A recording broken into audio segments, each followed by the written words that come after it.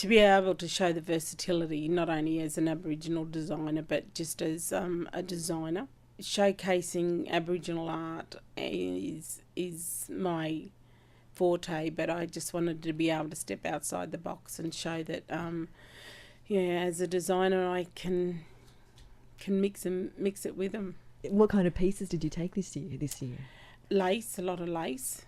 I've always wanted to do sort of leather, so there's a pea dress in there, a leather dress, and that's just something simple that with feathers and lace, and that feathers and lace are a big thing that is in the fashion world at present. So I used a lot of feathers and lace with and mixed and match. That was something different and stepped outside the box. So yeah, I think for my next lot it will be very traditional with style. And was there a colour theme to this year's creations, or were there any colours that you were really experimenting with? No, not really. I used a lot of black and white, and I guess, there's probably some of the, not only my favourite colours, but, a lot of people like to wear black. So I thought that if I could do something in terms of incorporating feathers and lace with the black outfits was something that I had in mind. Yeah. Could you describe maybe one of your favourite pieces from the collection for us? It's hard to say because they're all favourites, but I guess the gown that Miss Tourism USA has chosen to wear on a photo shoot for the World Pageant. When Miss Aloha asked to do a photo shoot with it on, and so I gifted it to her, and she wore it on the official website for the World Pageant.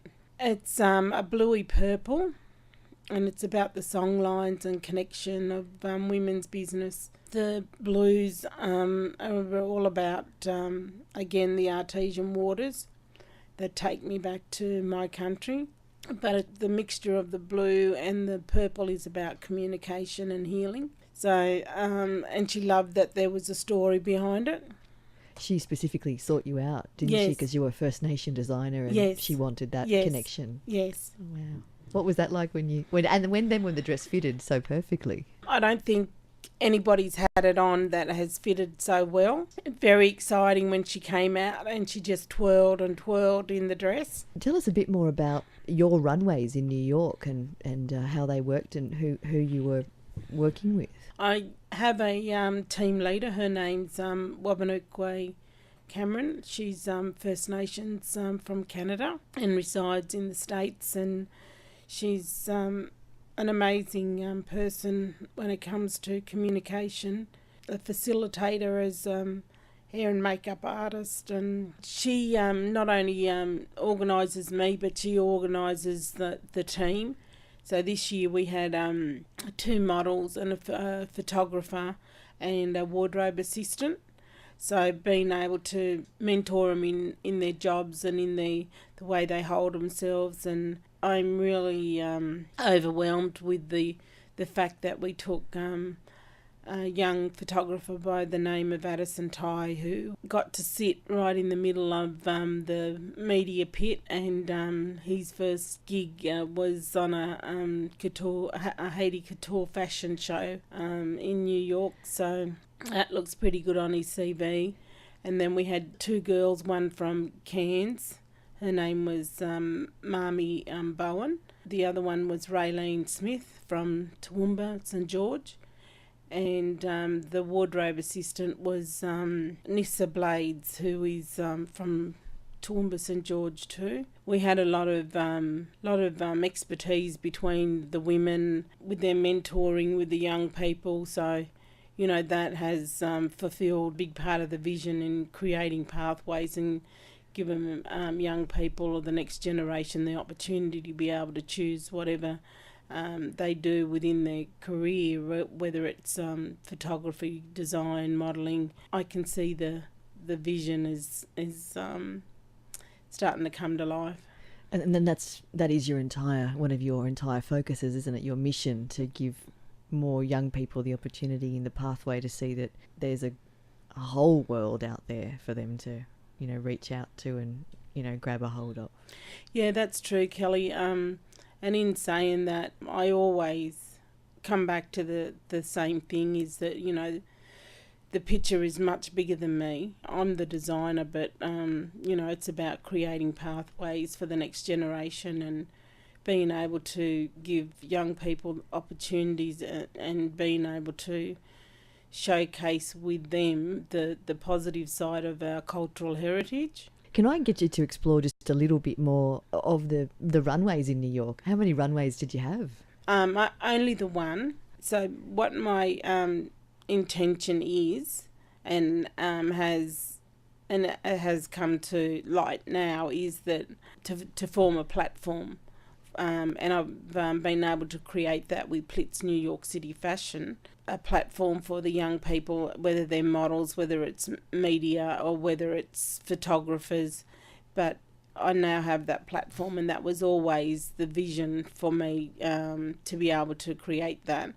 And with Plitz New York City Fashion Week and Wayne Shields, I've been able to do that. You say only one, but it's one runway in New York Fashion Week.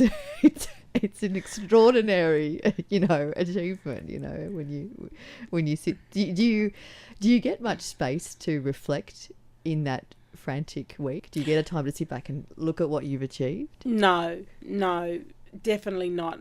People see you eating a meal, but that meal is probably late at night after we finish. The photo shoot goes all day, not all night, and I think a part of into the evening it was raining. People only see the pictures of us eating, but they don't know what time it is. And after we've been sort of like doing photo shoots all day and into the night, and then it's up and ready for the show, and then you're there all day because it's registration for the models and the photographers. But I was lucky that I had a bit of space this time because the show was on at 8 o'clock, and I was the final designer to come out on my runway.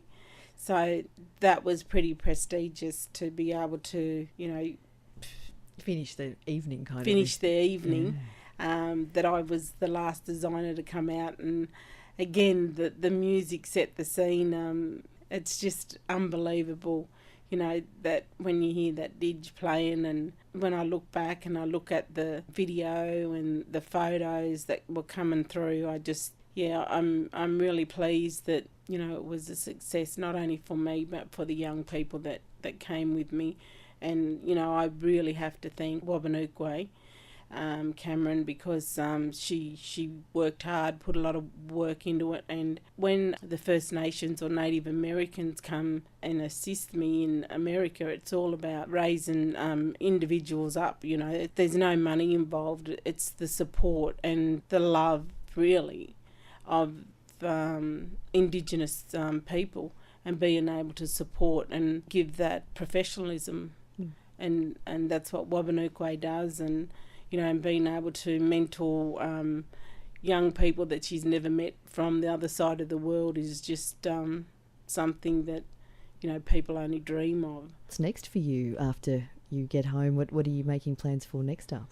Well, the plans were already in motion last year, and that was with FOMA, Fashion of Multicultural Arts, 2 runways in March, one in Sydney at Gomeroi. So that's going to be a very spiritual one for me, and being very emotional to be able to showcase it Gomeroi. And then I have Melbourne, so that's with Melbourne Fashion Week, but all a part of FOMA. This year I opened the runway for FOMA in Sydney, so I was the only Aboriginal designer on the runway. Wow. This one in Sydney will be pretty spiritual, pretty intense. I I think there's going to be quite a big crowd they're expecting. So I'll be able to get to launch my new collection. That's something I'm looking forward to. Is that nearly finished, or are you still... In the process? Can't tell you too much. No, it's in the process, and connection with the art and the artwork is by my cousin Ian Johnson. The name of the collection is this is very emotional. Families. It's all about family and the connection to community. Well, we can't wait to see it. Colleen, we continue to wish you all the best. Thanks for popping in the studio. Thanks, Kelly.